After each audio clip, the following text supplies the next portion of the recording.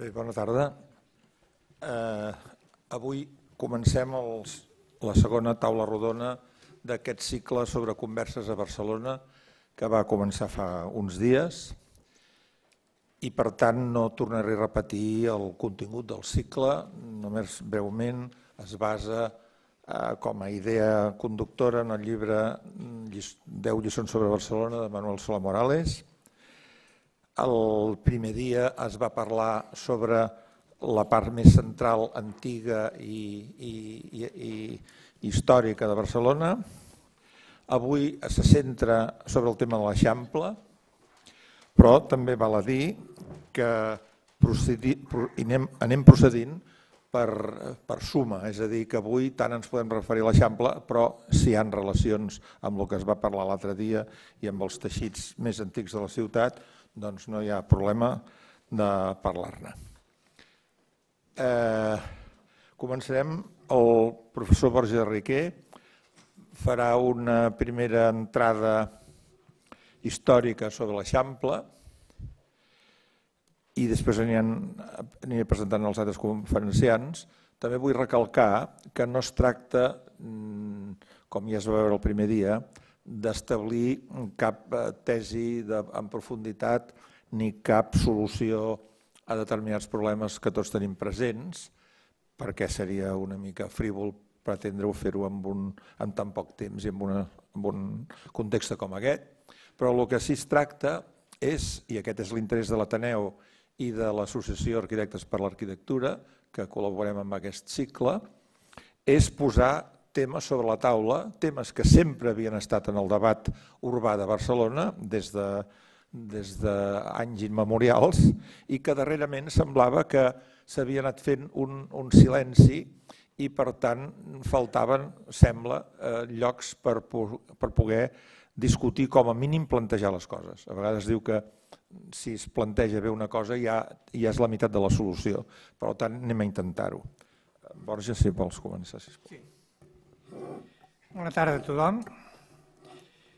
La meva intervenció centrarà en una idea bàsica, que és intentar explicar que la construcció de l'Eixample és l'empresa econòmica més important que té lloc a Catalunya entre 1860 i 1930 i que és un element clau per convertir a Barcelona en una gran metròpoli europea. La més important inversió econòmica i l'element que transforma el que era la Barcelona de mitjans del XIX en una urbs de tipus europea.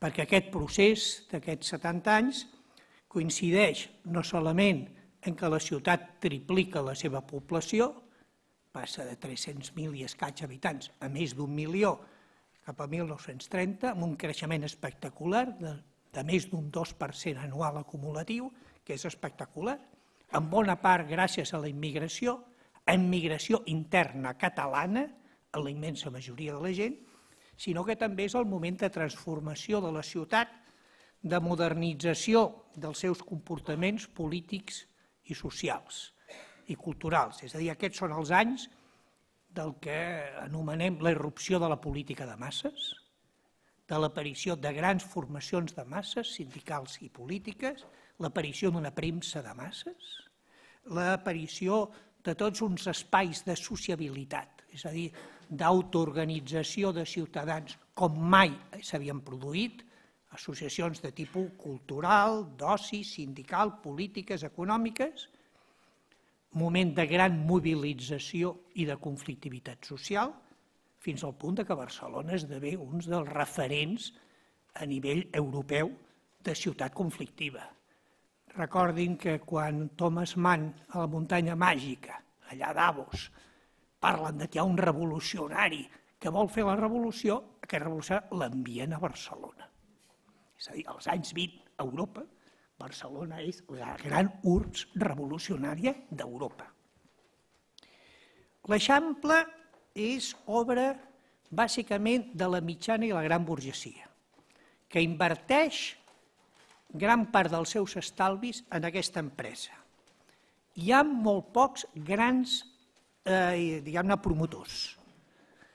El 60% dels promotors només construeixen una casa, sobretot en l'etapa 1860-1913.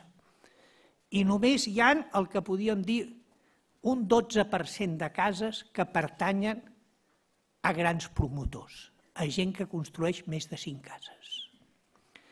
Això canvia una mica a la segona etapa, entre 1913 i 1930 s'incrementa una mica el percentatge dels grans promotors, però no arriba ni al 20%. Es construeixen entre 600 i 1.500 cases a l'any, de diferents tamanys, cases grans de 7 pisos o cases només de 2 o 3 plantes, el qual és moltíssim, hi ha moltes conjuntures. Les conjuntures d'inversió en l'Eixample depèn, en general, com és lògic, de les conjuntures econòmiques. Hi ha moments en què és més rendible invertir, sobretot tenint en compte que estem en època de propietat vertical i el propietari el que vol és llogar les plantes a les quals no viu i les botigues. Per tant, Xavier Tafonell, que ho va estudiar, veu una relació molt clara entre conjuntures econòmiques, l'interès que dona el deute públic o la borsa i l'invertir en construcció. A la llarga, el més rentable és invertir en construcció. Sobretot al segle XX, que s'incrementen bastant els lloguers. Entre 1916 i 1930, i la Guerra Civil, podríem dir, els lloguers a Barcelona s'incrementen gairebé un 30%, una mica per sobre el cost de la vida. La qual cosa vol dir que pot ser rentable tenir una casa de pisos i llogar-los pràcticament tots.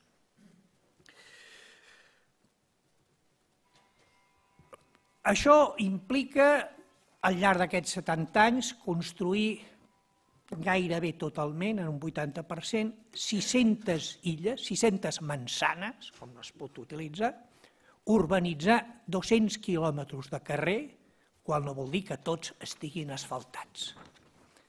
Qui és la gent que participa en aquesta empresa? Ja he dit abans, sobretot petits i mitjans inversors. Però també hi ha alguns grans inversors que jo diria que, posaré 2 exemples, uns responen a una mentalitat més tradicional i un altre a una mentalitat més moderna. El més tradicional, Manuel Girona. Manuel Girona Grafell, que mor l'any 1905, és l'home més ric de Catalunya, amb molta diferència. Quan mor té un patrimoni que s'avalua, segons documents testamentaris, en uns 25 milions de pessetes de l'època. Aquest patrimoni, el 42% ho té en finques, sobretot en finques urbanes i sobretot en el Pla de Barcelona. Com ha fet, com ha arribat a aquest patrimoni? Especulant. Primer comprant solars i construint molt poques cases, sinó les cases que té les ha comprat a subhastes públiques a baix preu. És el típic especulador.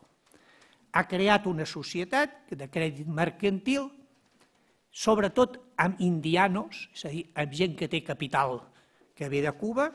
Aquí hi ha el López, serà el marquès de Comillas, el Samà, el marquès de Marianao, el Joan Güell, el Vidal Quadras, el Manuel Vidal Quadras, el Josep Ferrer i Vidal, tots són indianos, inverteixen en la societat de crèdit mercantil quan comença l'Eixample, a partir de 1860, i tenen uns beneficis considerables els primers anys. Donen dividendos del 15 i el 20% anual, el qual en aquella època és fabulós. Què fan? Compres solars, els urbanitzen i els revenen. Compren a baix preu, urbanitzen i pràcticament no construeixen res, sinó que es dediquen a la pura especulació. Quan mor Manuel Girona, en 1905, té 40 cases distribuïdes per la part vella i bastantes per l'Eixample, té moltes terres, té 11 hectàrees en el terme municipal de Barcelona, sobretot a la zona del Diagonal i Sarrià. És a dir, ha especulat en comprar la Torre Girona, Manuel Girona, allà té una finca enorme de 5 hectàrees i després té repartits, però el terme municipal de Barcelona té 11 hectàrees, que Déu-n'hi-do. no és el contribuent més gran de Barcelona. El contribuent més gran de Barcelona a principis de segle és un diano, el marquès de Marianao, el Samà. Entre altres coses, té la illa de cases, Gran Via, Passeig de Gràcia, plaça Catalunya, Rambla Catalunya. Aquella illa és del Samà, que és la més cotitzada de Barcelona. Per tant, ens trobem amb especuladors, la gent que fa negocis sobretot en la compra i venda. Hi ha un altre tipus, podríem dir, de promotor, molt més modern, ja del segle XX. Em referiré a un cas que conec una mica perquè és bastant curiós, que és el cas de Cambó.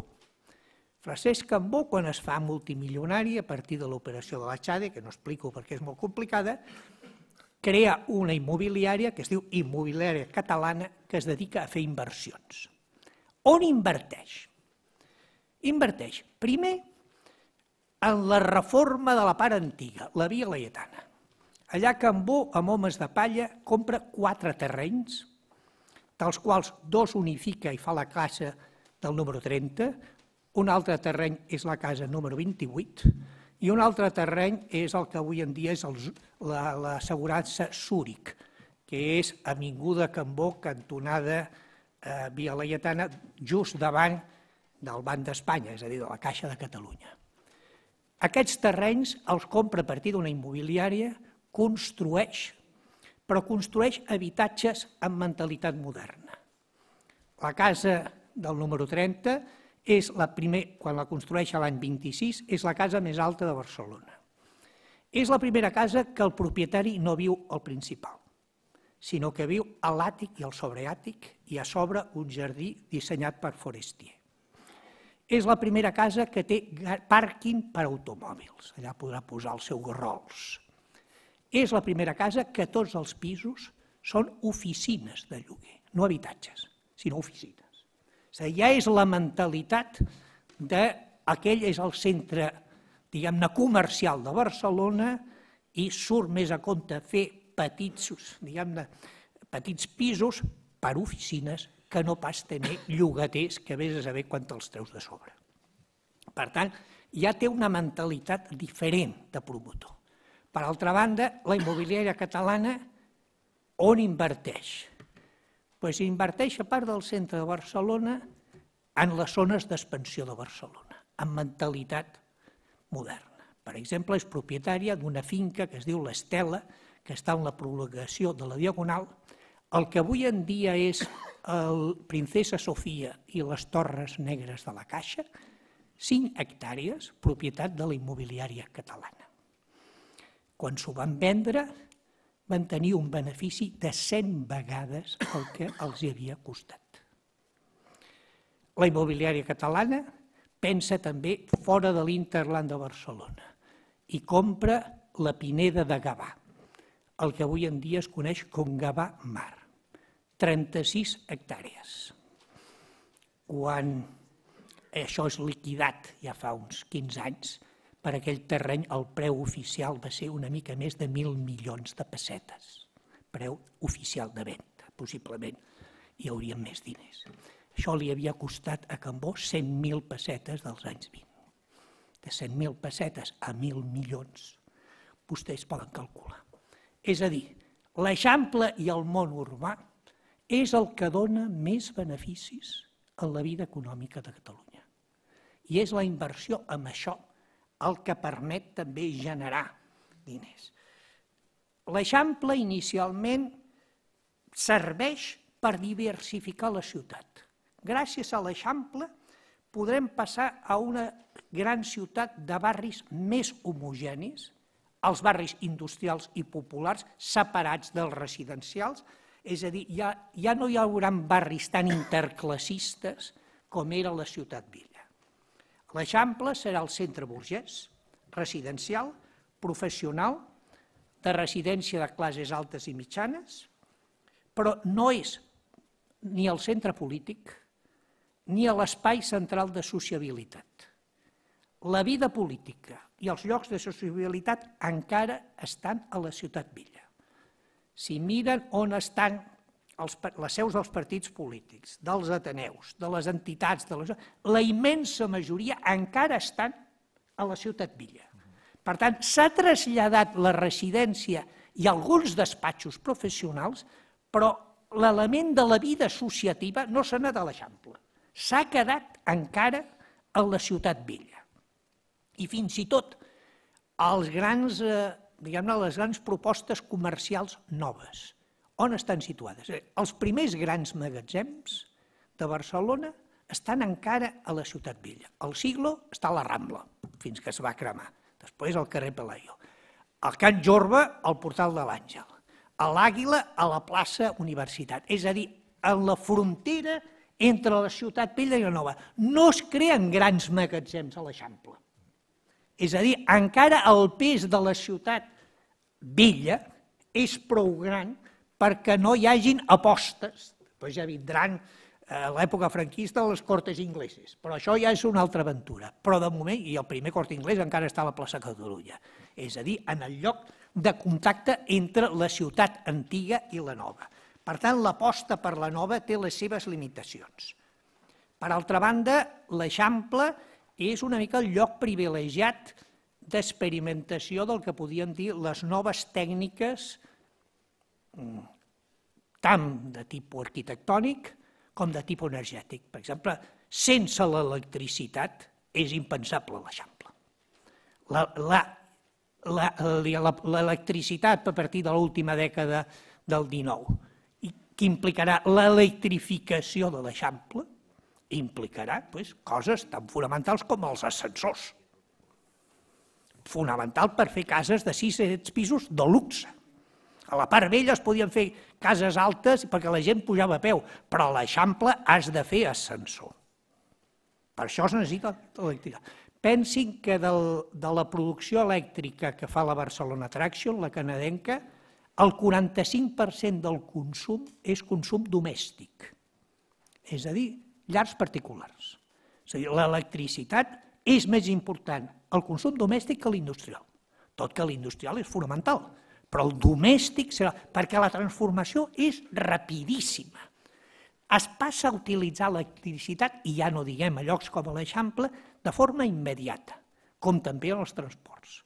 La substitució del tramvia de sang per al tramvia elèctric és una cosa immediata. A principis de segle ja tenim els tramvies elèctrics i s'aparten els cavalls que arrosseguen tramvies.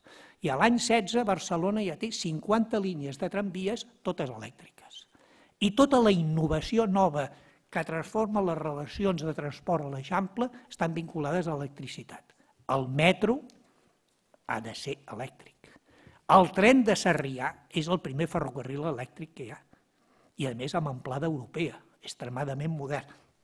És a dir, al voltant de l'Eixample es van experimentant tècniques i s'aprofita sobretot diguem-ne el que és aquesta segona revolució industrial vinculada a l'electricitat. Als anys 30, i amb això ja acabo, ens trobem que l'Eixample s'ha construït gairebé en un 80%, sobretot al centre, amb menys densitat als extrems. Hi ha hagut una diversificació dins de l'Eixample. La part central, entre Passeig Sant Joan i Urgell, és la part típica de residència burgesa i també el lloc on es construiran, per exemple, les cases modernistes. Els dos costats són llocs de transició cap a barris populars. El tipus d'habitatge i el tipus de gent que resideix ja és de transició de classes mitjanes cap a classes populars. Amb el franquisme, o millor dit, amb el porciolisme, l'Eixample patirà també una onada especulativa i de reorganització. Tal vegada les mides més significatives de cara a la seva desnaturalització seria, per una banda, l'increment d'edificabilitat, que fa que moltes cases construeixin àtics sobre àtics i això, tota la política d'edificios singulares, que implica la destrucció de molts habitatges de valor històric i l'aparició de blocs generalment bastant lletjos, i sobretot un altre element que és la política de prioritat al transport privat respecte al transport públic. Per tant, els carrers es converteixen en vies per utilització exclusiva dels vehicles en prejudici dels peatons i, per tant, la desaparició de passejos, les voreres més estretes, etc. Després, aquesta tendència, i jo diria que s'ha anat incrementant, suposo que els meus col·legues parlaran sobretot dels darrers 20 o 30 anys, és a dir, aquesta tendència a que al centre de l'Eixample comença a haver una substitució a la part residencial per la part d'oficines, la qual cosa implica la desaparició del petit comerç i l'aparició gairebé de zones que els caps de setmana són semidesèrtiques, perquè no hi viu ningú, ni hi ha botigues, ni en tot cas hi ha alguns llocs nocturns, però no de dia, i una diferenciació, jo diria, cada cop més radical entre alguns llocs centrals privilegiats, com el Passeig de Gràcia, respecte al que és la resta de l'Eixample. Si Manuel Solà Morales, que és el que ens convoca en aquest acte, parlava que l'Eixample era l'element més distintiu de Barcelona com a ciutat oberta, racional, avançada tècnica i socialment, no sé si avui podria dir exactament el mateix. Això es podia dir fa uns quants anys, avui seria discutible. Jo crec que tal vegada el repte més gran que tenim tots plegats, els tècnics i els ciutadans, és la gran indefinició de l'Eixample. No sabem què ha de ser l'Eixample i hauríem de tenir-ho bastant clar perquè veritablement és un espai prou central i important com perquè la ciutadania tingui idees i projectes. Moltes gràcies. Molt bé, moltes gràcies, Borja. Jo crec que l'exposició del professor de Riquer ha anat molt bé, extraordinàriament bé, per dibuixar que l'Eixample no només és les imatges que a vegades ja tenim establertes, sinó que, a més, en el seu moment va constituir un model socioeconòmic molt important, però a més molt ben aconseguit, és a dir, rentable en aquell moment, no? I per tant, a partir d'això també s'expliquen les aparicions de moltes coses que formen part del nostre patrimoni. Ara farem una cosa. Miquel Coromines, professor de l'Escola d'Arquitectura i membre del Laboratori d'Urbanisme, seguirà el fil que ens ha deixat el professor de Riquer i intentarem anar adelantant aquesta visió com més actualitzada d'aquest teixit, sobre el qual potser fa molts anys teníem una idea o es caracteritzava per coses molt clares i ara potser podem fer un anàlisi més actualitzat. Endavant. Bé, bona tarda. Bé, jo dividiré la meva petita intervenció en 3 apartats. Un és simplement enumerant els elements que jo entenc que podríem dir que fan que l'Eixample sigui una peça extraordinàriament moderna. L'altre és una aportació sobre una valoració del que pot ser l'Eixample en aquests moments. I una tercera que serien com algunes qüestions pendents que em va suggerir el Lluís Domènech d'incorporar. Respecte a la modernitat de l'Eixample no diré res que no coneguin vostès, però simplement recordar una mica el contingut d'aquesta peça, del projecte d'uns carrers amples i llargs, higiene, servei, transports, una gran manzana, un nou tipus residencial, diversitat d'usos, equipaments, una nova vivenda, emplaçament de la nova universitat, una nova indústria, la fàbrica Balló, la fàbrica Lizalde, tot el poble nou. Barcelona passa de ser una ciutat comercial a una ciutat industrial. Això es fa fonamentalment a l'Eixample, tot i que hi havia hagut algunes petites intervencions al casc antic abans. L'emplaçament dels nous hospitals clínics i el trasllat de l'Hospital de la Santa Creu i Sant Pau també es fan a l'Eixample i s'ha dit ara fa un moment que les classes benestants traslladen la seva nova residència fonamentalment al Passeig de Gràcia i a l'entorn. Una mica més a poc, també s'ha comentat ja aquest trasllat del centre comercial, del Pla de l'Os a la Rambla cap al Passeig de Gràcia i posteriorment cap a la Diagonal. També és conegut el tema del Quadrat d'Or o l'explosió del modernisme a Barcelona. I després una experimentació com els edificis mixtes i terciaris, es comentava aquest edifici del Cambó, però el Casal Sant Jordi en aquest sentit és un exemple també molt clar, els gratacels d'Urquinaona, que en tenim dos, el Banc Transatlàntic, el Banc Atlàntic, el Banc de Madrid, avui la Vanguardia, és a dir, hi ha hagut una experimentació gran a l'Eixample. L'estudi d'àrees de nova centralitat demostra una mica la localització d'activitats preferents a l'Eixample, és a dir, activitats terciàries centrals. Per exemple, el trasllat de la nova Diputació de Barcelona de la plaça Sant Jaume a Can Serra.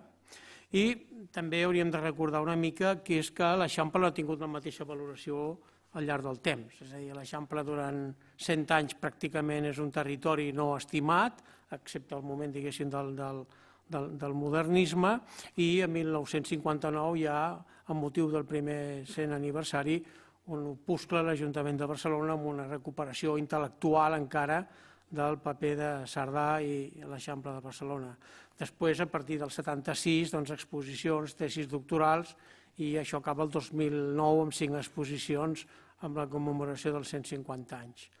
Entremig hi ha una valoració patrimonial real, el primer catàleg de l'Ajuntament de Barcelona que fa un esment específic de l'Eixample l'any 78 i l'aprovació de la primera ordenança específica d'Eixample en 1986. També s'ha de dir que en aquest període aproximadament és quan comença per primer cop la rehabilitació residencial de l'Eixample. Fins a aquests moments les cases de l'Eixample són unes cases que la gent entén que són velles, difícils de mantenir, incòmodes, no tenen garatge, no tenen les característiques de l'habitació moderna. A partir d'aquí la gent començarà a mirar-s'ho amb uns altres ulls. Hi ha també una recuperació urbanística important, vies cíviques, Avinguda Gaudí, voreres al carrer Aragó, etc. Plans especials, jardins de la indústria, Palau Robert, recinte de l'Escola Industrial, el mateix Carlit que va fer el Lluís, i primers interiors de Mansana l'any 87 al Pati de les Aigües. Constitució a continuació del Pro Eixample i una recuperació de l'ordre de 50 patis en els darrers 25 anys. Per tant, pràcticament 2 patis a l'any. Això també ha portat a una revalorització residencial de l'Eixample. L'exemple dels nous apartaments del Passeig de Gràcia explica aquest reconeixement de la societat envers l'Eixample, i ara en aquests moments tenim un territori nou, fa uns anys, des del 92, que és tota la transformació del Poble Nou amb diferents fases, Villa Olímpica, Pla Diagonal Poble Nou, tota la zona del 22 arroba. Per tant, un territori de contínua modernitat i que hi ha hagut un fort impuls municipal en els darrers 30 anys que tinc jo una dubtosa lectura de voluntat de continuïtat. Com podem llegir avui l'Eixample? Jo seria una mica més optimista que el company que m'ha precedit. És a dir, una mica arrel de l'exposició del 2009 que vam preparar la majoria de professors que estàvem al laboratori d'urbanisme, però sobretot amb el Joan Busquets i amb el Manel Solà Morales, teníem un debat sobre la importància de les ciutats que tenien un gran eixample i al revés, és a dir, com aquest eixample havia fent grans a les ciutats. Aleshores vam veure que no totes les ciutats estaven en aquestes condicions i vam veure que pràcticament eren Barcelona i l'illa de Manhattan dins de Nova York qui tenien aquesta condició d'identificació entre l'eixample i una mica la ciutat. Ens vam posar una mica a fer uns cursos a l'escola a continuació i donaré només unes dades molt bàsiques. Si nosaltres en aquests moments dividíssim Barcelona en districtes, l'Eixample seria el primer municipi de Catalunya. Per tant, té un valor residencial de primer ordre, amb un càlcul aproximat de l'àmbit central. L'àmbit central, diguéssim, és el que té barreja d'usos de tota la vida per l'alçada de l'Hospital de Sant Pau, i aquí parlem d'uns 308.000 habitants. No hi ha cap altre municipi de Catalunya que tingui aquesta dimensió. I amb una estimació difícil de fer, perquè sempre és difícil de fer la valoració dels llocs de treball, el Centre de Política de Valoració del Sòl de la Universitat Politècnica va estimar una mica que en aquest àmbit hi havia uns 260.000 llocs de treball. Bé, aquest és un paràmetre fonamental, és a dir, l'Eixample, centre modern, i si a més aquí sumem a les mapificacions que ha fet en Salvador Ruedas, les mapificacions que ha fet d'activitats emergents i de coneixement, el que està molt clar, diguéssim, és que l'Eixample fa la funció de centre metropolità i fins i tot jo diria de la Barcelona regional en quant a el que són activitats centrals. Per tant, aquesta relació molt propera, de 260.000 llocs de treball, 300.000 llocs de residència, i vam fer una mica una comparació amb Manhattan. Manhattan era una situació, un pla que tenia 50 anys més, molt interessant, amb menys argument teòric a darrere, però d'una solució realment extraordinària i a pesar de la diferència de les peces, l'Eixample treballa amb manzanes quadrades, el de Nova York treballa amb manzanes de proporció 4:1, molt allargades, però les dades són bastant sorprenents. Fixeu-vos només, parlaré de dues dades, la densitat i la densitat residencial i la densitat de lloc de treball. A l'Eixample central de Barcelona tenim una densitat, el número de vivendes, de 198 vivendes per hectàrea. A Nova York n'hi ha 134, a Manhattan. I els llocs de treball de l'Eixample central són 322 per hectàrea i a Manhattan són 353. Són teixits molt semblants. I aquesta identitat de la ciutat amb el seu Eixample jo crec que efectivament no es produeix a masses altres ciutats. Fins i tot l'ocupació per llar és la mateixa, tenen 1,9 habitants per llar les dues. És a dir, que estem davant d'uns teixits molt vius, amb una capacitat de representar la ciutat, de localitzar activitats molt important. Jo crec que aquest és un valor que tenen aquestes trames. No és ni molt menys així a tot arreu. I recordo que el 2009 va sortir un article molt interessant a La Vanguardia d'una pintora que vivia al casc antic i explicava que, clar, que es va traslladar a l'Eixample i quan es va traslladar a l'Eixample se'n va donar compte que llavors es vivia a Barcelona, perquè l'Eixample era Barcelona i Barcelona era l'Eixample. Aquí sortiria una mica aquest tema enllaçant sobre les qüestions pendents. Efectivament, hi ha un àmbit central, també una mica surt de treballs de l'exposició que es van fer en aquell moment i que s'han pogut seguir actualitzant. A l'Eixample tenim una mala lectura, que és aquesta idea de l'esquerra i de la dreta. L'Eixample no té esquerra i dreta, té una molt esquerra, una molt dreta i una vall central molt important, que estaria entre els carrers Balmes i Bruc. Aquest conjunt de 5-6 manzanes.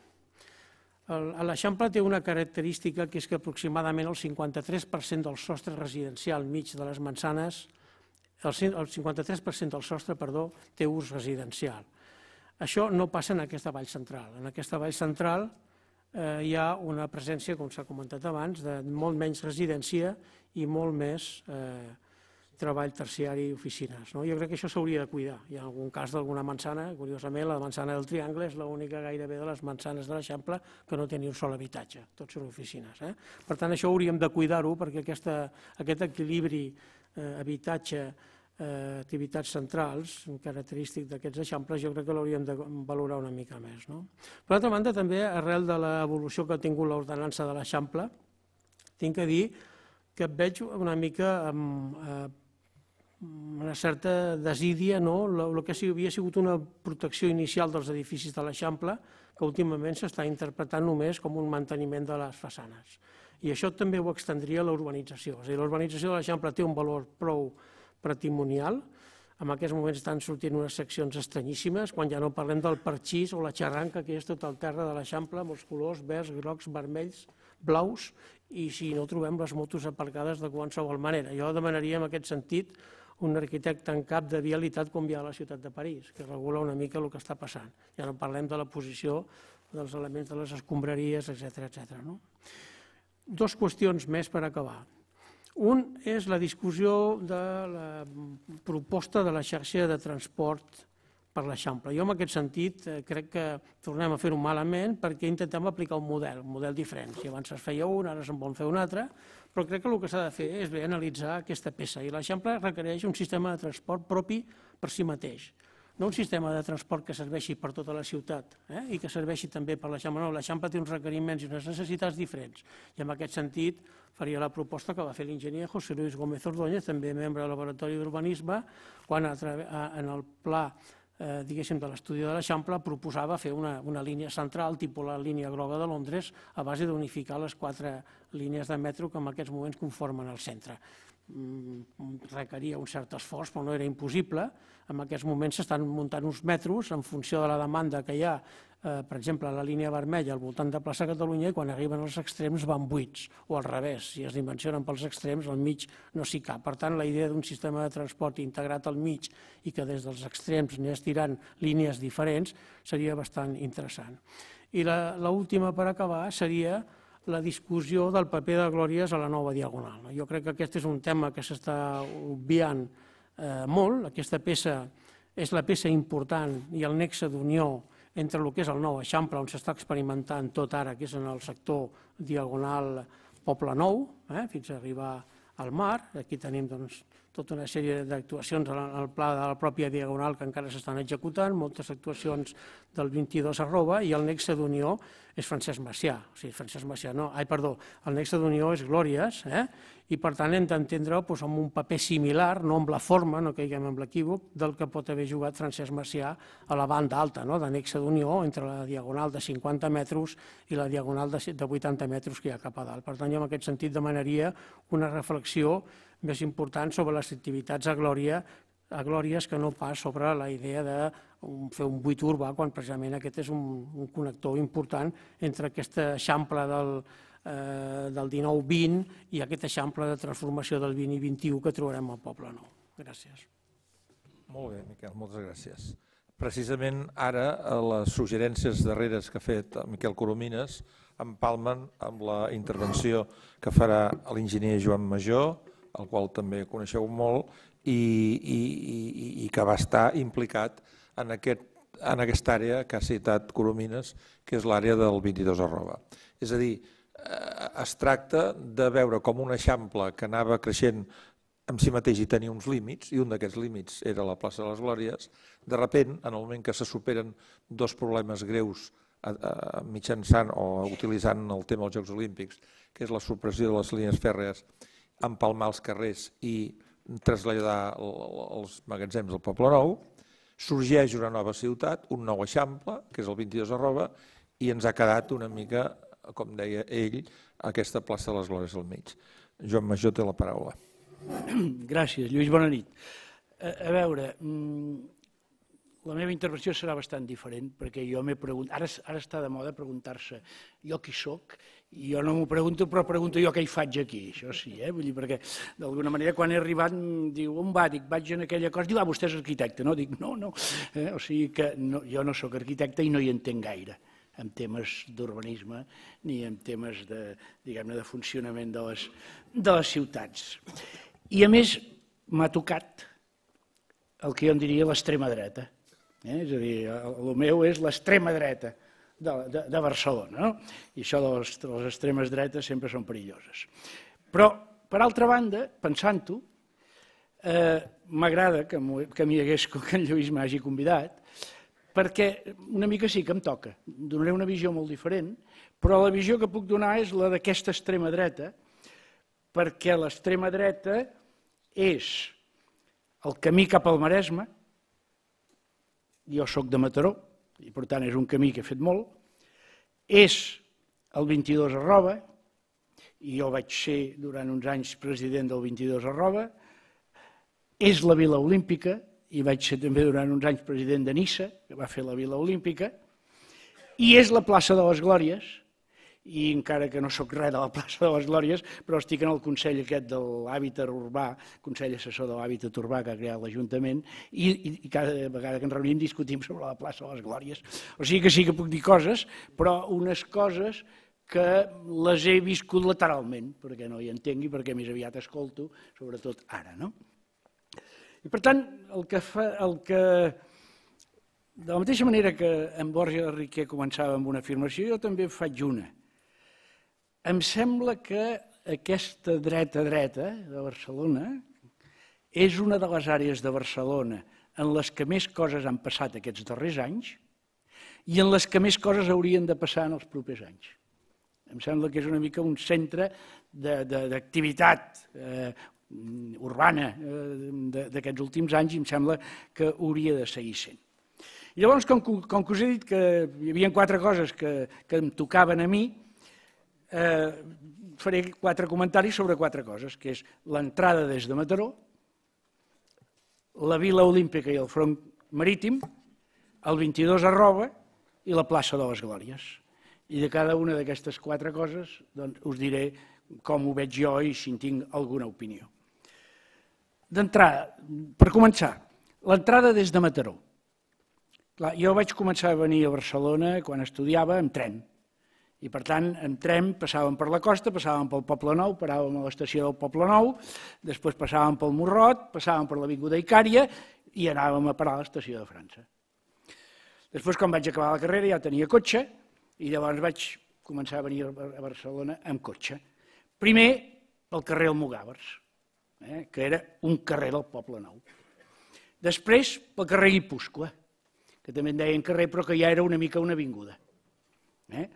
Després, per la Gran Via, que era una autovia. Vam passar del carrer a l'avinguda i de l'avinguda a l'autovia. Sempre acabàvem allà mateix, a la plaça de Toros, més o menys, i al carrer Aragó, per camins diferents, però sempre acabàvem entrant a Barcelona, doncs això, al costat de la plaça de Braus i del carrer Caró. Què vull dir amb això? Que durant aquest període va anar canviant l'amplada de la via de comunicació, però no canviava el model d'entrar a Barcelona. I això no va canviar fins que es van obrir les rondes. L'obertura de les rondes va significar un canvi fonamental i llavors ja entràvem a Barcelona per molts llocs. Venint del Maresme entràvem a Barcelona per molts llocs i algunes vegades per la Gran Via, però moltes no per la Gran Via. Primera cosa, aquest canvi fonamental hauria de significar repensar a fons tot el que hi ha entre el Besòs i la plaça de les Glòries i hauria de significar repensar molt la plaça de les Glòries. Perquè en una altra època era una mica l'entrada a Barcelona, ara no té res d'entrada a Barcelona, ara és una de les places, hauria de ser una de les places de Barcelona, per comparar-la amb alguna, doncs, com Francesc Macià, a l'altra banda, per dir-ho així. Segona cosa, la Vila Olímpica i el front marítim. Jo crec que la transformació de finals dels 80 i d'inicis del 90 que es va fer en el front marítim i en aquella part del Poble Nou va ser una transformació espectacular i jo crec que molt reeixida. Dic així, ja he dit que hi vaig intervenir una mica com a president de Niça, però el que manava no era jo, per dir-ho així. A mi m'ha tocat moltes vegades fer de president de coses que hi ha un que mana, però i ara, en l'edat que tinc, ja ho busco que sigui així. Per què? Perquè fer de president té unes responsabilitats, però no ets l'ànima de l'organització, per dir-ho així. Llavors, jo crec, i ho torno a dir, que és una de les operacions més reeixides de la història de la ciutat, i jo crec, i no m'ho prengueu malament, que una de les raons perquè és una operació reeixida és perquè és una operació que es va començar i es va acabar. I a més s'havia d'acabar abans del 25 de juliol del 92 perquè havien de venir tots els atletes aquí. Per tant, el fet de tenir un inici i una data de terminació va permetre que s'acabés i això és el que jo crec que li ha donat aquesta bondat en aquest. A partir d'aquí, una vegada parlat de l'entrada des de Mataró i de la vila i del front marítim, sense exagerar, però m'agradaria dir que ara estem davant d'un espai molt important, però bastant confós, que és el Poble Nou, i d'un forat enmig de la ciutat, que és la plaça de les Glòries. Per tant, les consideracions que faré ara són de com es podria fer menys confós aquest espai del Poble Nou i com es podria omplir aquest forat de la plaça de les Glòries perquè tant una cosa com l'altra no estan a l'alçada de la resta de Barcelona. El 22 va ser, i en aquell moment se'n va parlar molt i es va fer molta teoria sobre el tema, Jo vaig arribar a participar abans que es fes el 22@ amb un llibre que es deia La ciutat digital, me'n recordo, un llibre que es deia La ciutat digital, que era una mica el dir la nova indústria, a Poblenou hauria de ser hereu. El Poblenou primer era un lloc agrícola, després va ser un centre d'indústria tèxtil, després va ser un centre d'indústria alimentària, encara hi ha la sucrera, la farinera, tota una sèrie d'elements d'aquests, després va haver-hi molta indústria metal·lúrgica, i després, en un moment donat, sobretot era un centre de logística i de transports. Havia perdut molt el seu caràcter industrial i era molt, doncs, això, un lloc de transport. I llavors, en aquella època, dèiem, bueno, doncs ara seria el moment que tornés a ser de la indústria, però de la nova indústria. I la nova indústria era la indústria del coneixement, la indústria digital, la indústria del disseny, la indústria de totes aquestes coses, que és el que van fer la marca Arroba. La Arroba, i d'aquí va venir el tema del 22 Arroba. La idea d'aquell projecte va ser, fonamentalment, i aquí van ser els arquitectes, els urbanistes, jo no, jo estava una mica a l'última part només, que era, per una banda, un espai en què permetés la complexitat i la convivència d'usos. Per tant, al Poblenou hi podia haver nova indústria i hi podia haver vivendes, perquè la indústria no feia cap nosa en aquests habitatges. Havia d'estar amb unes dotacions infraestructurals que no només fossin pioneres pels habitatges, sinó també per la indústria.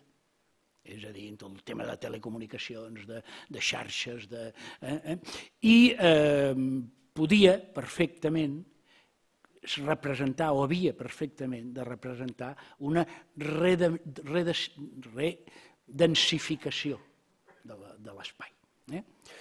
Amb això es va tirar endavant el projecte i tenia un element que no tenia res a veure amb l'urbanisme, que és del que em cuidava jo, que era buscar elements d'atracció per l'activitat empresarial, per l'activitat.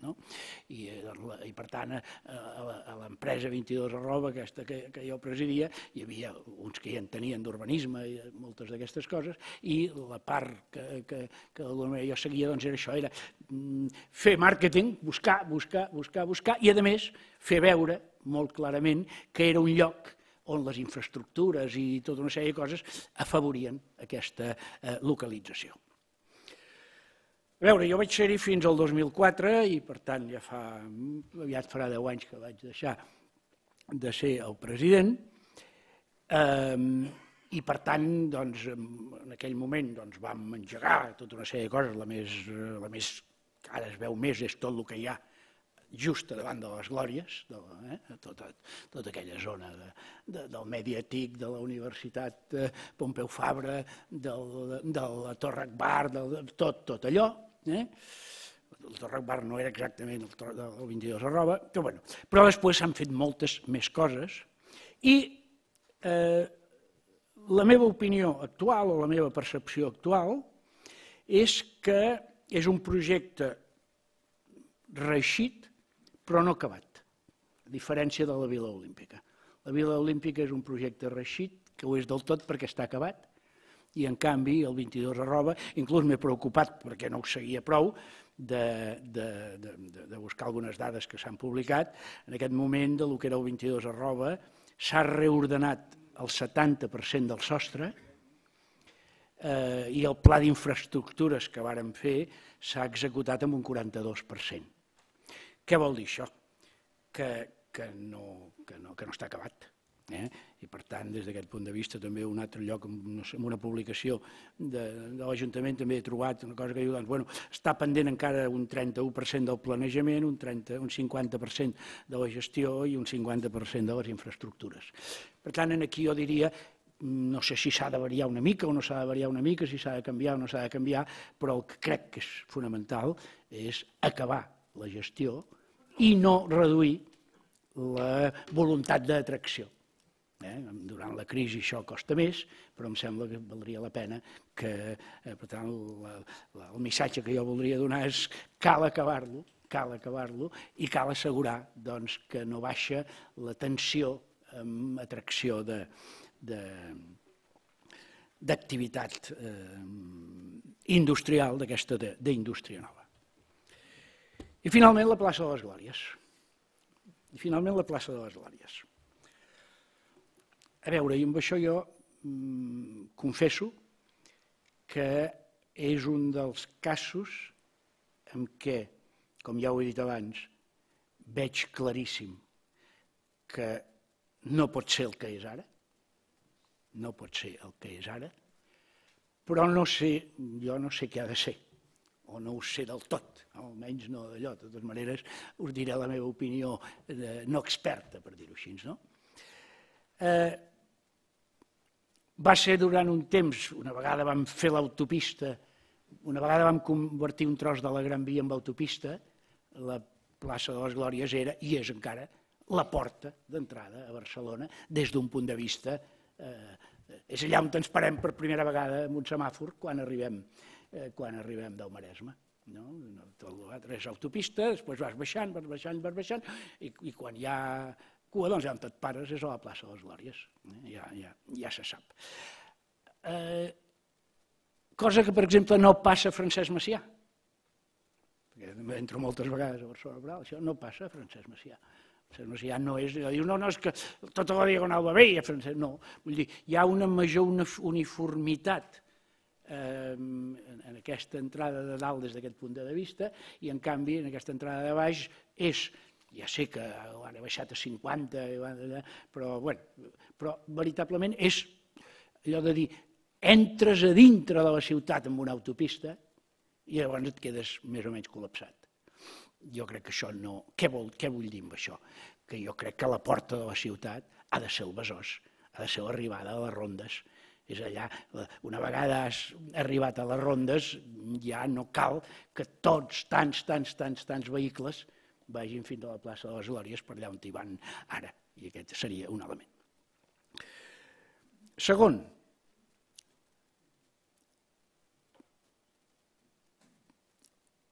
seguirà sent necessàriament un nus de comunicacions. Perquè, esclar, a la plaça de les Glòries s'hi creuen precisament la Diagonal, la Gran Via i la Meridiana, que són les tres artèries més importants. Per tant, és una mica com l'Étoile a París. L'Étoile no pot deixar de ser un nus de comunicacions perquè allà no són tres, són cinc. Són cinc grans avingudes que es creuen. Una és molt més grossa que les altres, que és els Camps Elísees, però són cinc. Per tant, la plaça de les Glòries ha de seguir sent i ha de poder seguir sent un nus de comunicació, però no ha d'estar pensada com a un nus de comunicació, que és el que està pensada ara, amb aquelles coses per dalt i amb tots aquells elements. Suposo que a molts se'ls hi acudeix, jo diria, i no em sembla malament, de dir, bueno, doncs, soterrem alguna d'aquestes tres avingudes. Suposo que no és una solució que diguis que és una solució dolenta, però que té dos grans inconvenients.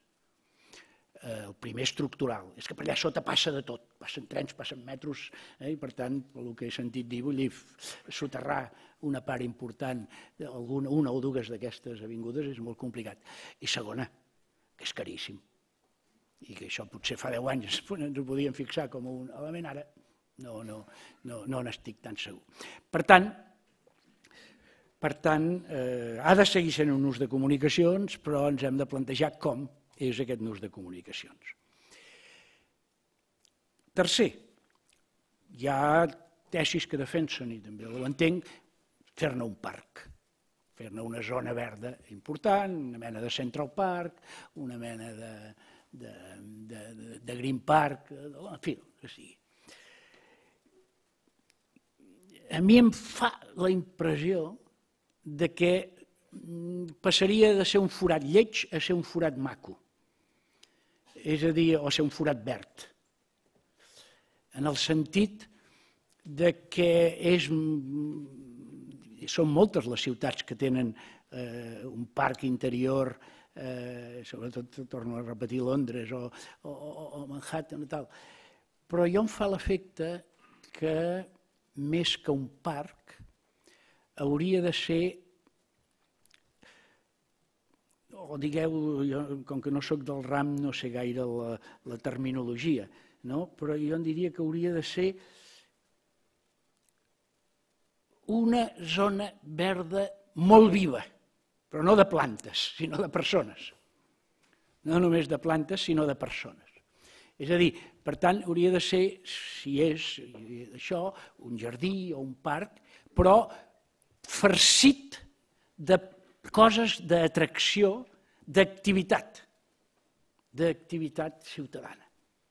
I em fa l'efecte que això donaria la qualitat i la sostenibilitat dels espais verds, però al mateix temps donaria la utilitat ciutadana allà dintre. I per tant, i amb això acabo, jo diria que així com he dit el que pensava del 22@, de la plaça de les Glòries, jo diria que és un espai que l'hem d'ordenar de tal manera que hi puguin conviure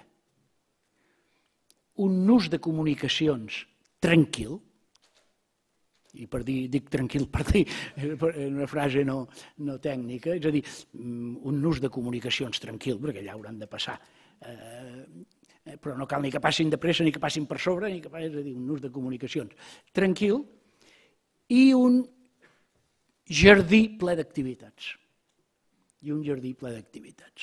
I per tant, que no busquem una sola d'aquestes coses, sinó una barreja d'aquestes dues finalitats. I aquí ho deixo. Molt bé, moltes gràcies, Joan. Bé, ara toca Xavier Montells i intentarà empalmar una mica amb les 3 aportacions que s'ha fet ara i segurament aportarà alguna visió, un altre punt de vista diferent de l'Eixample. Endavant. Bona nit i gràcies per haver-me convidat.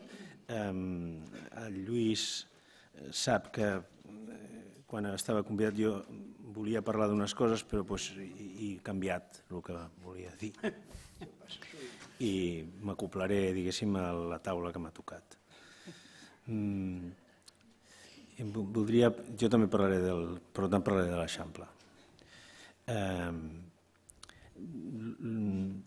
Primer m'agradaria, aquesta cosa, diguéssim, que el públic no té per què tampoc està massa al corrent, però nosaltres estem més avesats, diguéssim, a mirar-nos en funció del lloc en què ens toca treballar a la universitat, aleshores a cada un ens toca representar un paper, i el meu, que no vull dir que en sigui exclusiu, sol estar més proper a qüestions una mica d'una escala més petita, d'una importància, malgrat que gran, però evidentment menor perquè no és tan estratègica.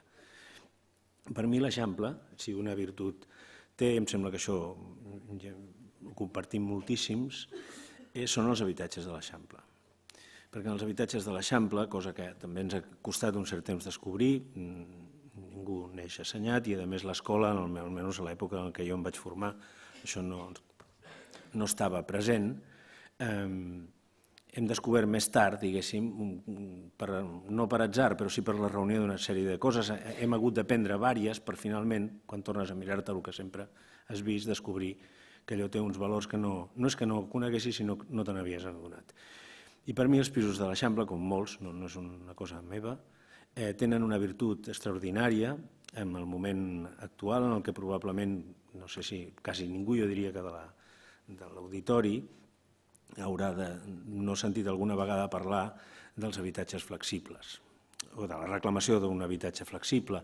Alguns, inclús fins i tot els dominicals dels caps de setmana fan ressò d'aquesta cosa i ens diuen que necessitem un habitatge que s'acopli a les nostres necessitats i aquest tipus de coses.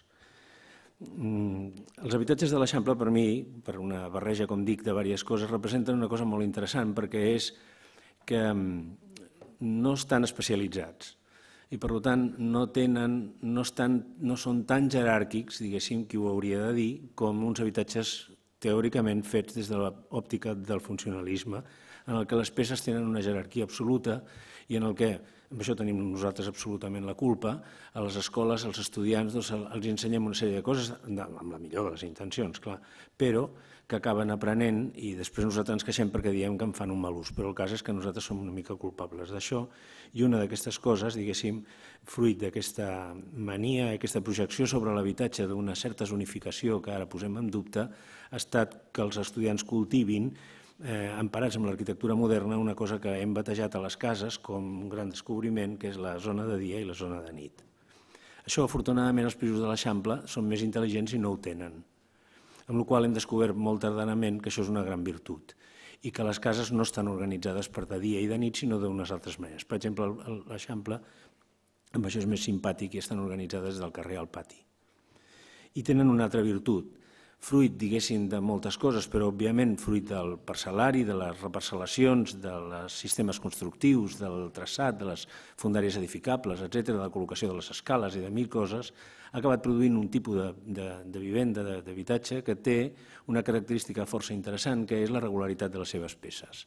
Amb la qual cosa les peces tenen la possibilitat que cada un faci amb elles una mica el que vulgui. I ens sorprendríem, entrant a cases de l'Eixample, ens sorprèn encara veure com la gent les utilitza de maneres força diferents. En aquesta condició hem après també tard que d'això, diguéssim, també se'n podia dir ambigüitat. I hem descobert tard que l'ambigüitat, diguéssim, és una gran qualitat perquè aquesta flexibilitat sigui possible. Per què? Perquè l'ambigüitat posa sobre la taula una qüestió crucial, que és que qui s'ha d'adaptar a les nostres necessitats no són els habitatges, sinó nosaltres, que som els únics ens flexibles que té una casa, perquè ni les parets, ni els forjats, ni els sostres, ni res del que les forma és flexible, és duríssim, i si no, provi-ho. Ningú, menys que tingui un atac de fúria, tira contra el cap, contra la paret, perquè sap que sortirà perdent. Per tant, l'únic ésser viu, l'única cosa que es pot acoplar a la realitat som nosaltres, i d'això fa una meravella, que és que quan un entra dins d'una casa, en una mateixa casa de veïns, descobreix que la gent s'ha acoplat en aquella realitat i se l'ha fet seva vivint de moltes maneres, utilitzant la casa de moltes formes. He après també tard que això no està separat del que passa al carrer, i si el carrer ens agrada perquè té una sèrie de coses, en certa mida està molt vinculat al tipus de vida i la manera com es poden utilitzar aquests pisos, i que d'alguna manera acaba traspuant al carrer.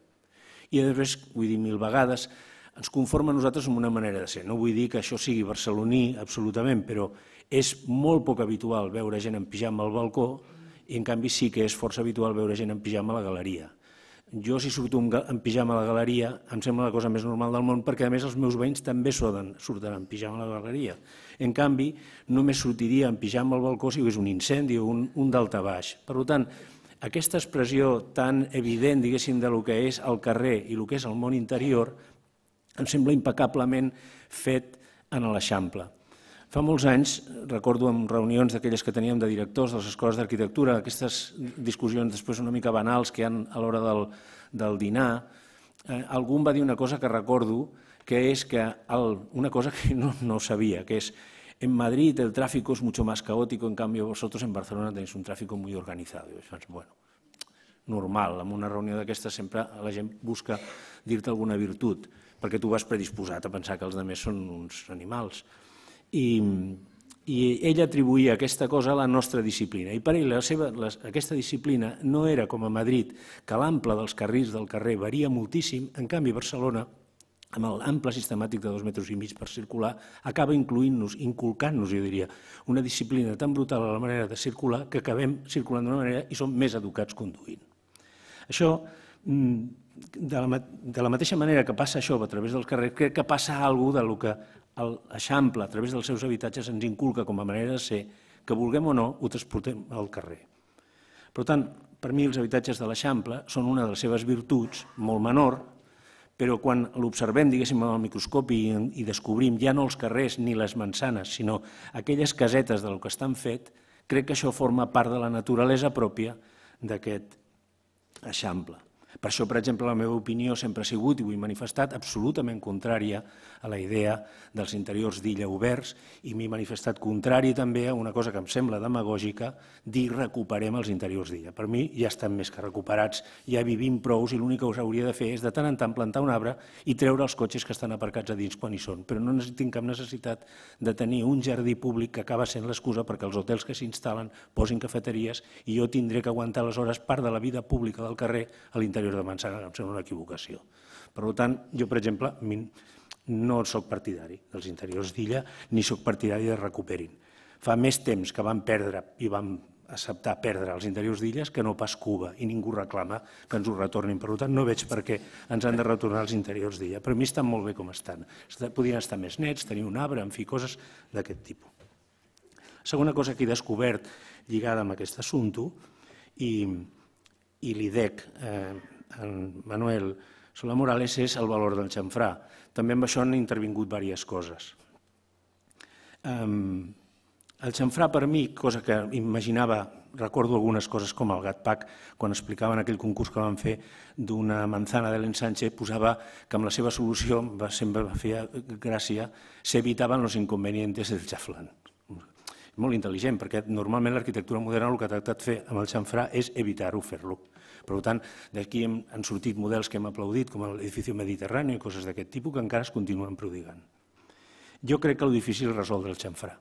I el que m'he donat compte massa tard és que és el xamfrà el que és tan important el tipus d'habitatge del xamfrà com el reste. Normalment, si es miren vostès les plantes de distribució d'una manzana, la solució, salvo una cosa molt interessant que ha sortit aquí, que és el Casal Sant Jordi, que fa una solució absolutament rara, que és portar el passadís a fora, perquè la seva orientació ho permet, el xamfrà normalment consisteix en acoplar la solució que ve del carrer en línia recta perpendicular al carrer i a l'arribant allà ha de fer un gest forçat per resoldre aquest problema. L'habilitat dels dissenyadors, dels arquitectes que resolen aquest xamfrà és resoldre la distribució d'un xamfrà perquè no es noti que està en un xamfrà, que sembla que aquesta és la lògica. Per tant, un quan es passeja mirant la planta per dins d'un d'aquests pisos, sembla que tot està bé, però si treu el cap al pati d'escala, als patis interiors o als closets o als lavabos es dona compte del drama, que és que hi ha una mena de poixer cutre que serveix per acoplar aquella realitat a una cosa mal dissenyada que és tractar de portar la solució del carrer al xamfrà. Això em va portar a veure, a fer-me veure, que el valor més important per mi de la Pedrera d'en Gaudí és que el que fa Gaudí és verdaderament... El geni de Gaudí jo no crec que estigui ni perquè els seus edificis fossin com el Mundo Submarino, o sigui, aquestes coses a mi sempre m'han semblat una mica nefastes per al pobre Gaudí i per nosaltres els arquitectes. Em sembla que és més interessant considerar-lo un gran constructor i sobretot una persona molt intel·ligent, molt dotada, molt dotada. La Pedrera, sempre he pensat que, com saben, té un tros al xamfrà i un tros de sol al carrer Provença, és molt intel·ligent per una cosa, perquè sempre he estat convençut que primer resol el xamfrà, que és el difícil, i després aquesta solució l'extrapola al carrer. Amb la qual apareix una cosa insòlita, que és, això s'ha de fer, per fer això necessites posar un ascensor al marge de les escales que les poses als extrems, posar els ascensors enmig, evidentment tenir una estructura portant diferent, i fer del passadís la galeria. O dit d'una altra manera, és com si s'hagués xuclat la galeria i s'hagués posat al passadís. De tal manera que si van a veure, se'n recordaran, i si no ho han vist, que la cuina i aquella cosa que diuen que això és l'habitació de la minyona i una sèrie de coses, tenen una finestra amb uns vidres translúcids que donen en aquest passadís perquè donen de fet a la galeria. I de fet aquestes parts de la casa prenen llum, com el reste de l'Eixample, a través de la galeria. La galeria és, per tant, una cosa que si extrapoléssim, alguna vegada he fet aquest exercici, tractar de fer tota una illa de l'Eixample amb la Pedrera, ens descobriríem que la illa que hauria proposat Gaudí era una illa que tenia, sí, un pati a dins, per ser amb uns balcons de material més modest, però igual que els de fora, fets en pedra, i un trufat de patis en forma d'antibiòtic, diguéssim, i altres en forma d'empanadilla, no sé com dir, perquè no són tampoc rodons.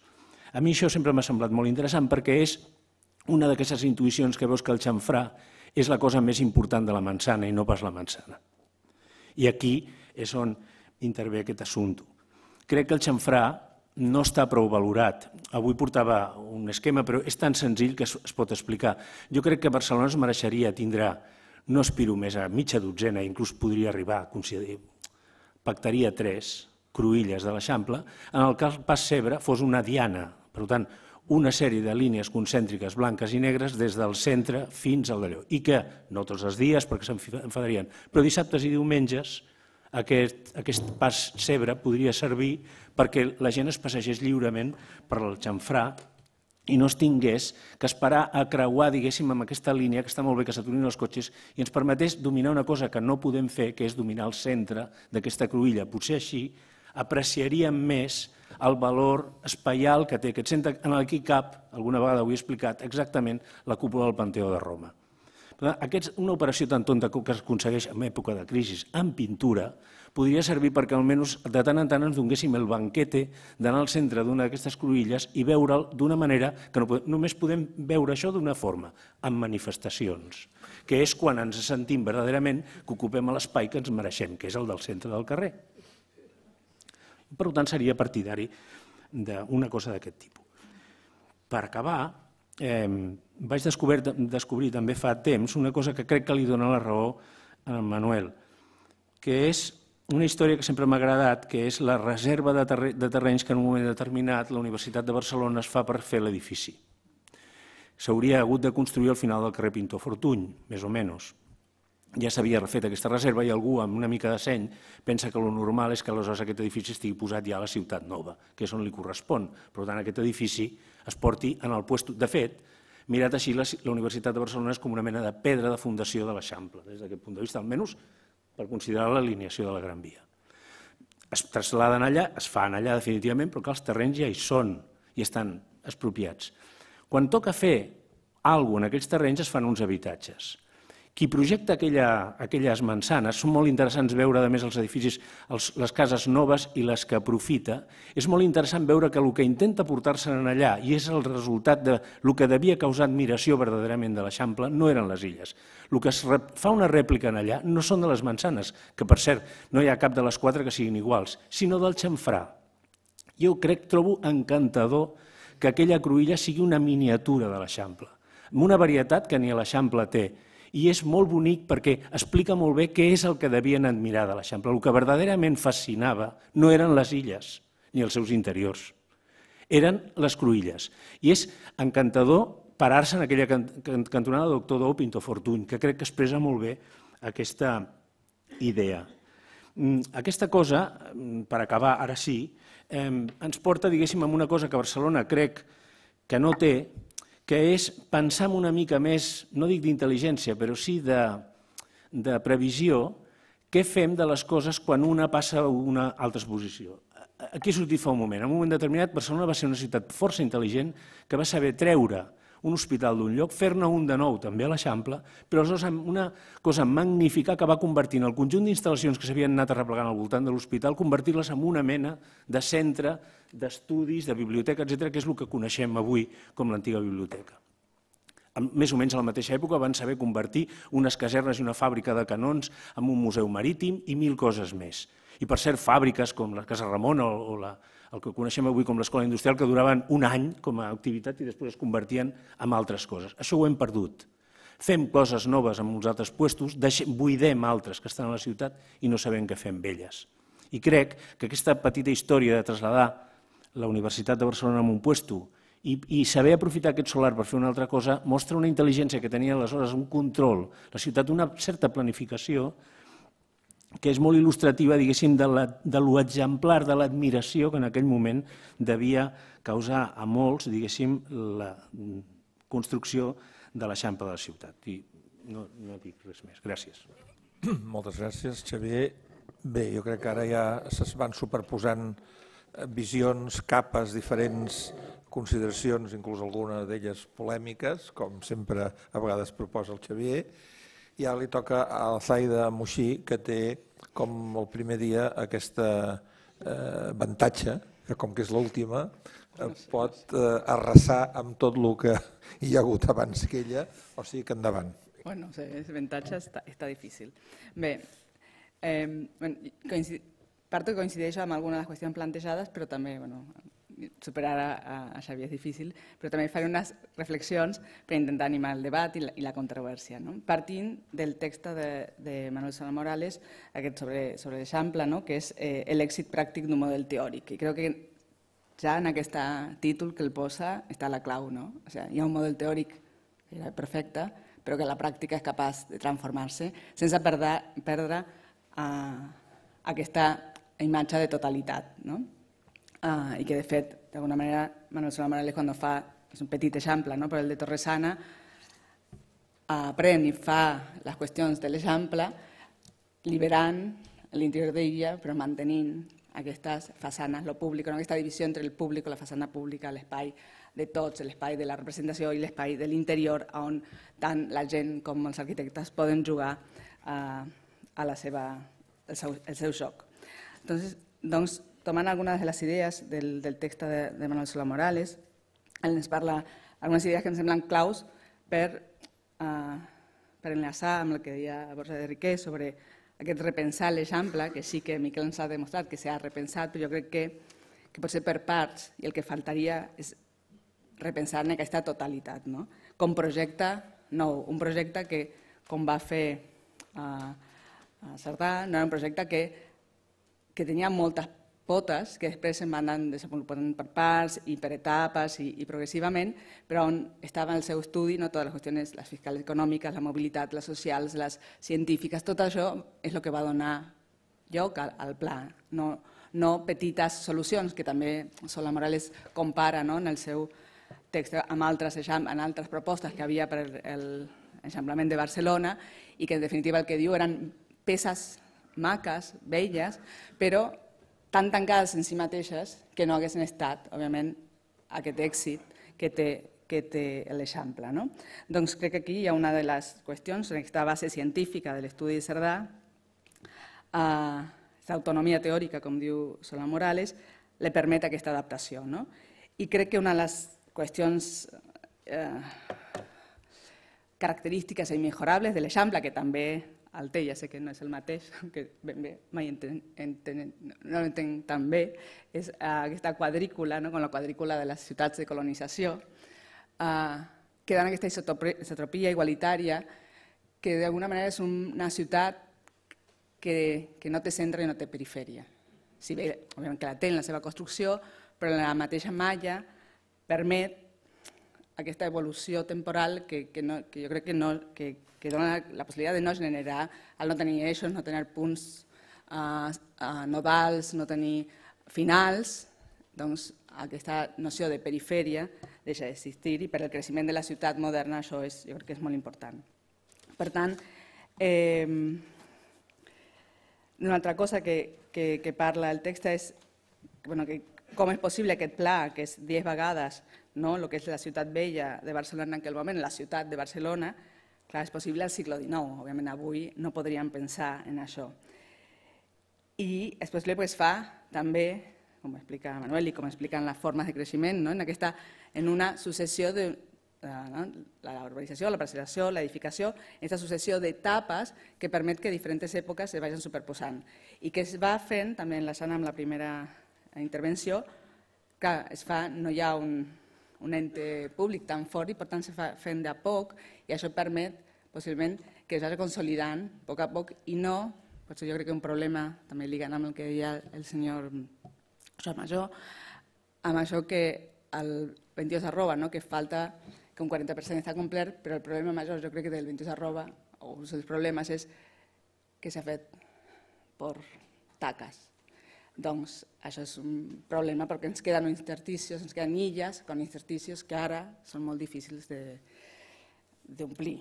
En canvi, aquesta ciutat creix més per altres mecanismes que va creixent a medida de la seva real possibilitat econòmica, social, tecnològica, no té aquests forats entre elles. Però clar, aquesta ciutat del XIX és la que pot créixer en aquesta dimensió, perquè en el segle XIX és el primer que ve aquest creixement de població com mai havia hagut, aquestes noves tecnologies, nous coneixements científics que permeten pensar realment en una ciutat d'unes altres dimensions, que ara tenim altres eines, però pot ser una dimensió més intangible que no ens fa transformar tant la ciutat. I en aquest crec que també és una gran diferència entre el que seria el Pla Cerdà del XIX o el del XXI. Solo com un incís petit que potser no hi ha potser perquè la construcció de l'Eixample està basada en les possibilitats o en els mecanismes més privats de desenvolupament, no hi ha un pensament sobre l'habitatge obrer en quant a la disposició. Si bé Cerdà sí que fa una proposta d'un habitatge obrer comunitari, com també eren molt adient a l'època, en aquest moment de l'assumir que la revolució industrial feia impacte en una societat, se repensava l'habitatge i l'habitatge burgès és una de les solucions que finalment acaben sent la solució de l'habitatge, minimitzat en les funcions, com deia Xavier Montells, però que en realitat a mitjans del XIX les reflexions entorn a l'habitatge anaven per moltes opcions i unes eren els habitatges comunitaris, l'habitatge per a l'obrer no era el mateix que per al burgès, eren habitatges on hi havia equipaments compartits, cuines compartides, era un altre tipus d'habitatge i Cerdà sí que li dedica una petita reflexió, però òbviament no és el que l'interès econòmic especulatiu tenia interès en fer, a més perquè no sé com s'ho llogaria, com faria propietat horitzontal, en vertical, amb aquest tipus d'habitatge. Doncs, tornant al text de Solà Morales, ens diu que el gran secreto del éxito arquitectónico del Eixample reside en la gran flexibilidad de los mecanismos de uso de suelo, la parcelación y la construcción pueden realizarse con gran autonomía, guardando al mismo tiempo un estricto respeto por el orden de composición conjunto. Y pone, obviamente, como ejemplo de esto, la manzana a l'illa de la discòrdia, no? Gaudí, Puig i Cadafal, Domènech i Montaner, tots junts, però tots fent un conjunt. No? I crec que això és una altra de les grans capacitats de l'Eixample, de la malla isotròpica que fa que el conjunt sigui més important que la individualitat.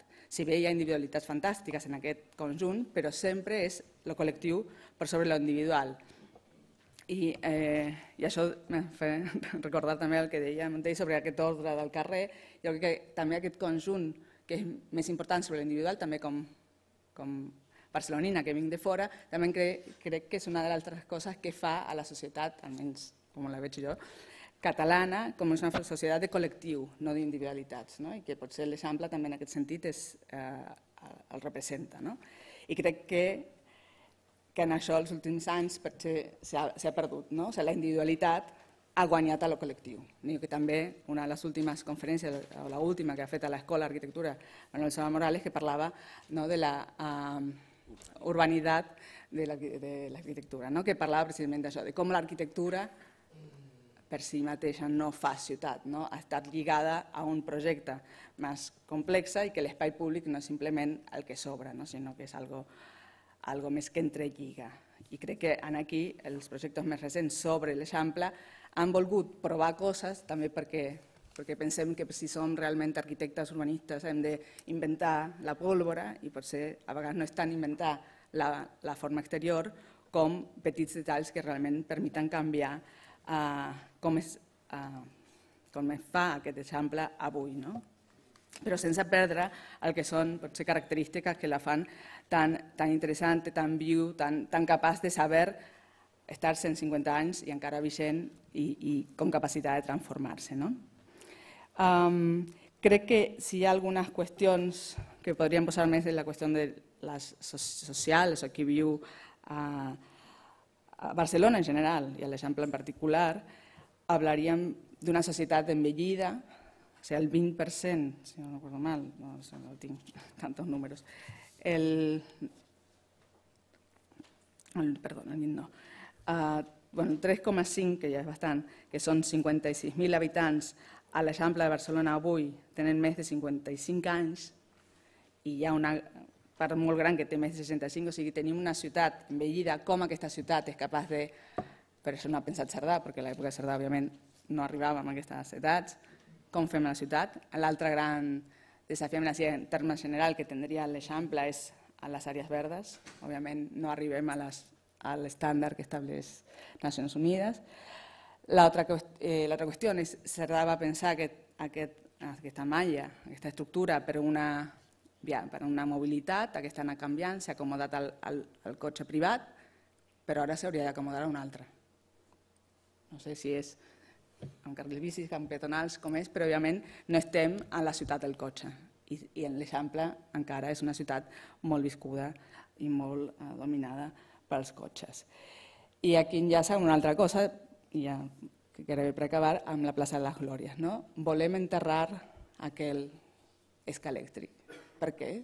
Primer traiem els cotxes de l'Eixample i després veiem què fem amb l'escalèctric. Per què ens molesta? Jo crec que el pitjor que tenia la plaça de les Glòries era que aquell escalèctric que estava tancat i que feia un lloc superperillós. Ara que veus, quan veies, perquè està tot, ja havia canviat, solament això ja havia canviat la sensació d'estar per allí.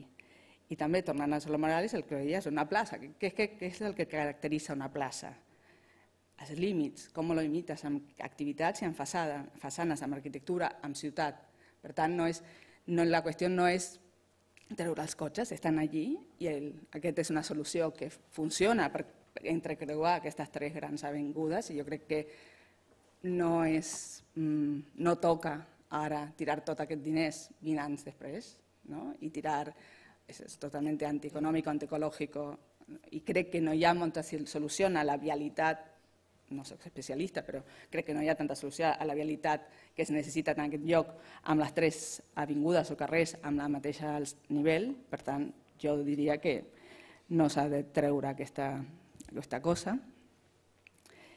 I després també, tornant a una altra idea, amb això termino, com del centre burguès, amb el que va començar Jorge Riquer parlant de l'Eixample, que potser també això ha fet que no se pensés com per parts, però que ningú s'atreveix a ficar massa les mans sobre el centre burguès, perquè no està el poder, però sí estan els poderosos.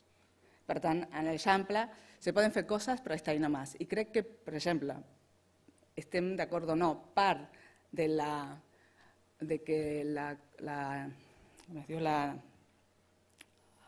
consulta a la Diagonal no sortís, té a veure amb això.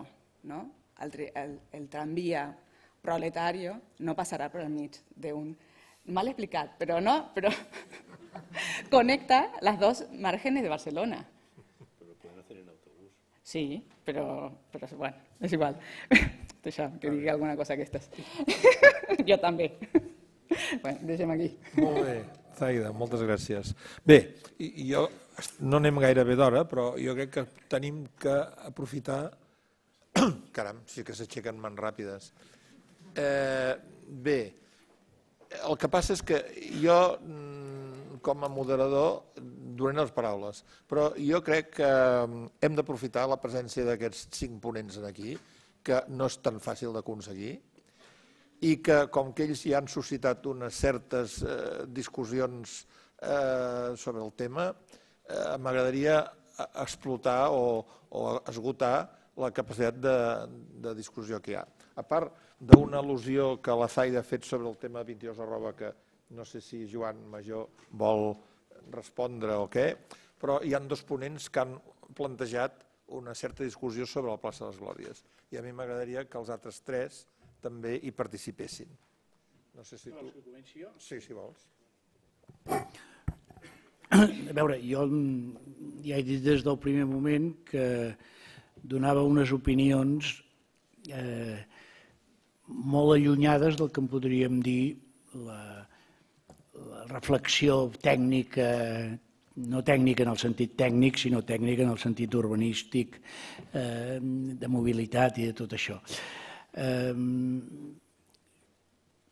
Jo crec que l'espai de la plaça de les Glòries és un espai que s'ha de convertir en una zona de la ciutat, no tan central com la plaça Catalunya, però no gaire menys central que Francesc Macià.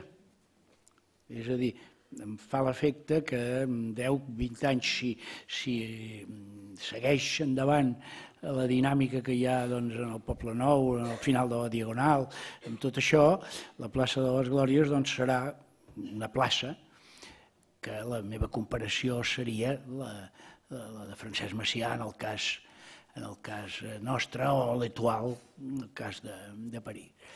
Llavors, jo no m'imagino aquesta plaça com un creuament d'autopistes, sincerament, no me la imagino. I no sé si caldrà o no caldrà, però no me la em fa, per dir-ho en termes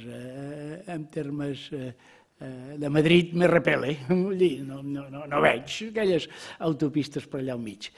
Llavors em fa l'efecte que la manera de poder fer això és, primer, prenent les mesures que calguin per reduir la necessitat de pas de cotxes allà, per tant, que els cotxes han de diversificar-se a l'entrada a Barcelona abans de la plaça de les Glòries, però que en seguiran passant bastants i, per tant, es necessita que segueixi fent aquest paper de nus, però llavors aquest nus pot ser un nus, tal com deia jo, molt més tranquil, que sigui perfectament compatible amb això que jo n'he dit, un jardí habitat, cosa que em fa l'efecte que mentre hi hagi el que hi ha, això no passarà.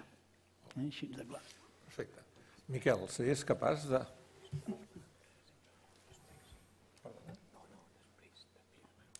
Ah, sí, tant. No, era per anar equilibrant una mica. Pots donar la teva opinió el més ràpidament possible? Jo anava en la línia també de que fos un segon Francesc Macià, però jo només faria una reflexió així en veu alta.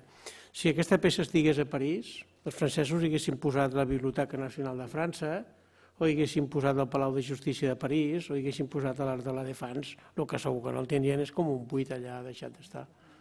I crec que això, a l'escala corresponent i amb l'activitat corresponent, jo crec que és un lloc per posar-hi un gran equipament ciutadà. La famosa biblioteca provincial que tenia que anar al Born i que no ha anat, doncs probablement a la plaça de les Glòries tindria molt més sentit que no penjada per ahí. Jo crec que en aquest sentit, aquesta idea dels francesos de colonitzar territoris en grans equipaments és un exemple que no el fem bé nosaltres. O probablement, com has dit tu, ho vam fer bé fa molt temps i ara no ho estem fent bé ja. Molt bé, Déu-n'hi-do. Bueno, Borja, ara, a veure. Jo simplement, no com a tècnic, sinó com a usuari, dues idees. Una primera, que jo penso que estem parlant massa encara de la ciutat dominada pel vehicle privat i que s'hauria de fer una política seriosa d'incentivar que es deixi aquest vehicle. Suposo que tots hem estat a Londres i a altres ciutats. A l'entrada de la ciutat hi ha grans pàrquings semigratuïts on hi ha un metro que et porta al centre. I si venint de Mataró això t'ho trobessis allà al Besòs, doncs deixaries el cotxe i agafaries el metro si allò és pràcticament semigratuït. I ja no hi hauria el problema seriós de milers de cotxes que passen per les Glòries. I exactament igual a Diagonal. Això és un problema veritablement de voluntat política i no costa tant, perquè pot ser gairebé una empresa semiprivada que allò pagant €1 al dia, a veure qui no deixaria el cotxe per €1 al dia i tenint el metro allà mateix. I això és una cosa seriosa de voluntat política. I per altra banda, jo crec, per exemple, jo soc santcugatenc i vinc a Barcelona en els catalans. I l'únic que demano és que hi hagi més pàrquings en les parades, perquè ens venen a Sant Cugat tota la gent de Manresa i altres llocs que baixen a agafar i ens ocupen els pàrquings. Haurien d'haver més pàrquings pels de Manresa i companyia que ja no baixen en cotxe fins a Sant Cugat i allà agafen els catalans. Els catalans ha estat un gran èxit. Per tant, això és, i no costa tant, no és un gran problema, perquè poden ser pàrquings a cel obert, no s'han de fer grans construccions. Tenim pàrquings desocupats a l'aeroport, que és una vergonya, i en canvi no hi ha pàrquings on entren cada dia milers de cotxes, que és el que s'hauria de fer. Per altra banda, jo crec que un dels problemes de la plaça de les Glòries és que a la zona propera no hi ha habitatges on viu gent. És una zona desertitzada. És a dir, hi ha teatres, el Nacional, auditoris, etc. Hi ha oficines, però allà no hi viu ningú. Llavors, clar, fer un parc on no viu ningú serà desèrtic. Jo penso que aquest és un dels reptes. Molt bé. Xavier Montells ens ha acostumat a agafar distància des de la seva tasca de crítica i, per tant, potser és el moment que també pugui reunir o sintetitzar, o al revés, o desmuntar tot el que s'ha dit fins ara. Endavant. No. Jo no ho trobo un tema gens senzill, perquè a més ningú es pot declarar amic del cotxe en els temps que corren. O sigui, és evident que ens fan nosa i que és una molèstia. Jo soc partidari, estic a favor, diguéssim, del que deia la Zaida, i no soc partidari, no comparteixo la tesi, no tant de què es fa, em sembla molt adequat això que deies, de dotar-lo de més activitat, no? La meva verdadera mania amb l'assumpte de Glòries és no tirar l'anell. O sigui, espero, jo avui me l'he intentat llegir, però estava amb una lletra tan sumament petita que ni jo ho he pogut llegir, però jo a les bases posaria no fer cap pèrgola, perquè com després de fer el parc es faci una pèrgola que recordi vagament la superfície del que tenim, em sembla que és una cosa de una mala idea, bàsicament una mala idea. O sigui, no veig, a mi el que em preocupa d'això és, hem de ser més com el món pagès. Al món pagès no es tira res, s'aprofita tot com del porc. No entenc per què s'ha de tirar. No dic que no es pugui retocar, parcialment tirar, etc. Però algú, no em sembla adequat, és la meva posició. Tirarem l'anell sense que ningú hagi pujat a prendre el raïm al cap d'any a dalt i si plou quedar-se baix? Tirarem l'anell havent deixat que, ho deu haver fet un enginyer del Mossad, o sigui, tancar allò amb aquelles barreres metàl·liques, posar aquelles pedres que és com per antitanques i tenir la barra de tenir 3 anys tancat un parc amb candaus. Clar, aquí es parlava, ho he apuntat, una zona verda viva, però és que ara hi ha una zona verda i no l'han sapigut evitar. És com un nen malcriat, no m'agraden les croquetes. Les has provat? No, doncs primer menja croquetes. Si no t'agrada, encara te les milloraré i te les faré d'una altra cosa, però no tolero, em sembla de criatura, dir que no m'agraden les croquetes. No pot ser que aquesta ciutat, en el nostre grup de recerca, jo no m'enfio dels 40 milions d'euros i ens hem pagat a la nostra butxaca una persona que calculi el que val. Ja sé que em diran, el que val enderrocar-ho. No són temps... És igual, algú pot dir, però és que encara que costi tant comparat amb el pressupost, però no és això, és un problema cultural per mi, un problema cultural. L'altre dia parlàvem amb uns amics del llibre del Jardí en moviment de Gilles Clément. Molt curiós, perquè és un francès que tracta d'educar els francesos amb la línia del jardí anglès. En el jardí anglès no existeix la mala herba.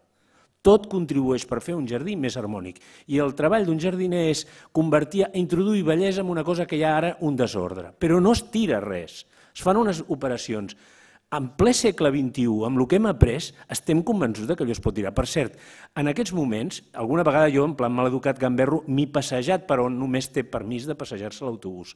Però quan estàs allà dins hi ha un avantatge extraordinari, que és, per exemple, a la Torre Akbar no es veu tant. Perquè és com si tu passegessis amb una visera. Aquell element pintat i amb una il·luminació adequada, i a més ho tinc clar, contractaria els mateixos que il·luminen les festes de la Candelària cada 10 anys a Valls. Si poséssim aquelles llums allà, ningú pot dir que allò... O sigui, ara no m'expliquin la història de que el cotxe, el dimoni, però primer ho podem provar, podem donar-nos el banquete de passejar-nos per allà sota i veure allò d'una altra manera, com ho podem tirar sense haver-ho provat? Això és el que jo no entenc. No ho entenc, no entenc per què ens agrada la música que ens agrada. O sigui, com pot ser que una societat surti satisfeta d'un espectacle de Fura dels Baus, que és difícil, i en canvi allò ens repugni com si fóssim...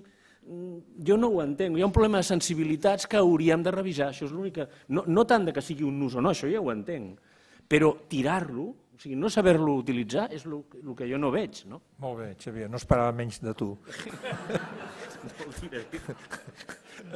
Ara, si algú de la taula vol acabar d'aquesta roda de primera, i si no, donaríem pas a aquests dos senyors d'aquí, vostès primers, sí, i la senyora... Amb aquesta llum quasi no es veu, però aquests senyors han sigut els primers que ho han demanat. Digui. Bé, en un principi m'ha agradat molt el que el senyor Roger de Piqué quan en Cambó fa una casa per oficines i pàrquing. Suposo que devia veure a l'estranger i devia copiar, no? Però sí que cal reconèixer que als anys 64, quan per tenir uns 600 a Barcelona havies d'esperar 2 anys, pagar una quantitat parcial a la bestreta, es va voler fer la casa dels notaris. Els notaris eren gent bastant bé de caler. I jo havia vingut dels Estats Units i em van cridar, perquè el notari és parit meu. Diu, escolta, mira, aquí fem el gran edifici.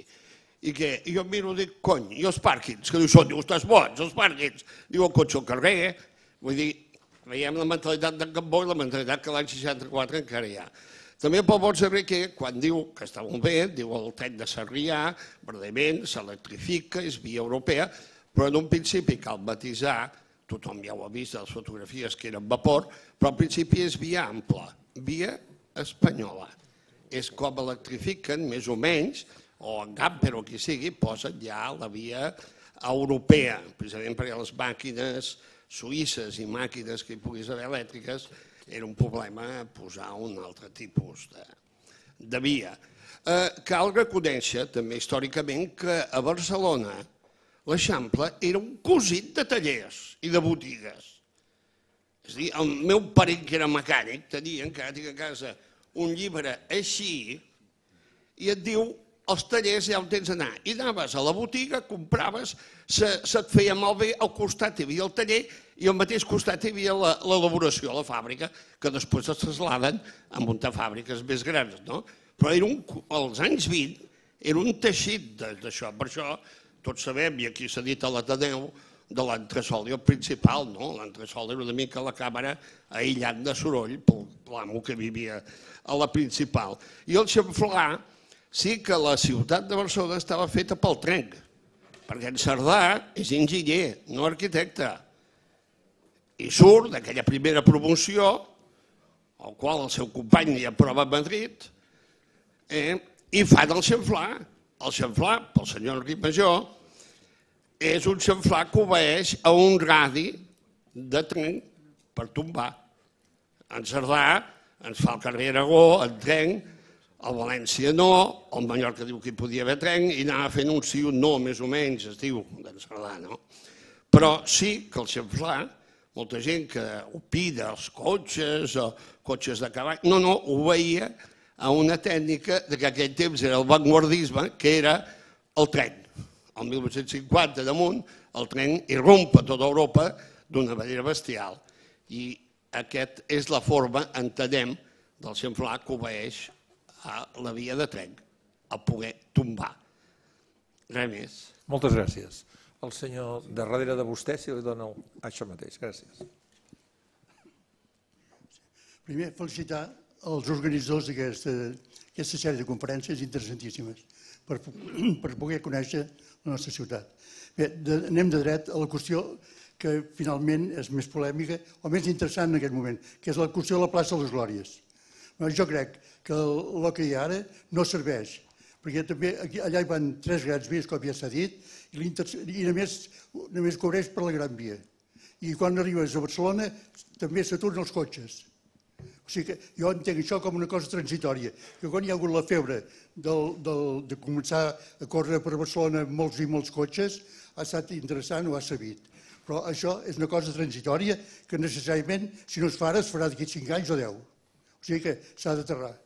I després, com s'ha de fer? De la manera més senzilla i més barata. Creure en Cerdà, que és el creador de l'Eixample i ho té molt ben marcat. Ell contempla la plaça de les Glòries com un centre. La ciutat ha entrat per l'altre cantó.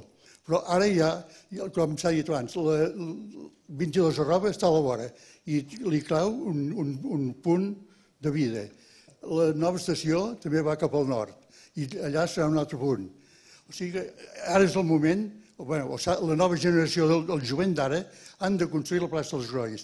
I com s'ha de fer? De la manera més barata, creient en Cerdà, que ha de ser una plaça viva i planera, que és la millor manera. Planera que tot vagi caminant, que es pugui anar caminant i amb cotxe, caminant. I després, com ha dit el senyor Coromines, que hi hagi habitatges, vida, que la gent hi visqui i que hi hagi centres de treball, que es combinen les dues coses. I tot això és possible. I és el que ha de fer la generació que ara puja, que té 20 anys o 30. Molt bé, moltíssimes gràcies. Un moment, tenia la paraula aquella senyora allà i no sé si tindrem temps de... Com vulguin vostè. Endavant. Molt breu. Jo només en relació a la plaça de les Glòries, 3 observacions.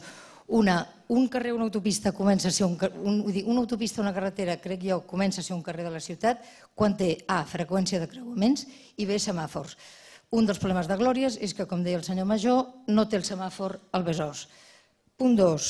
Verd i vida és possible a les ciutats anglosaxones, aquí no és el nostre, jo diria. Ells tenen clubs i nosaltres tenim bars.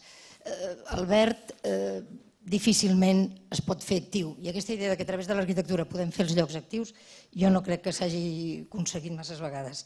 3. Soterrar és sancionar, com veiem el que passa com es diu aquesta altra plaça? Plaça d'Espanya, és sancionar perifèric el que queda al darrere. Per tant, soterrar, qualsevol soterrament que es faci Glòries vol dir que la part sud de la Gran Via encara serà més, diguéssim, no només serà una ciutat oberta de blocs i per tant on hi ha la classe obrera o la classe menys burgesa, que es deia aquí, sinó que segurament encara ho periferitza més.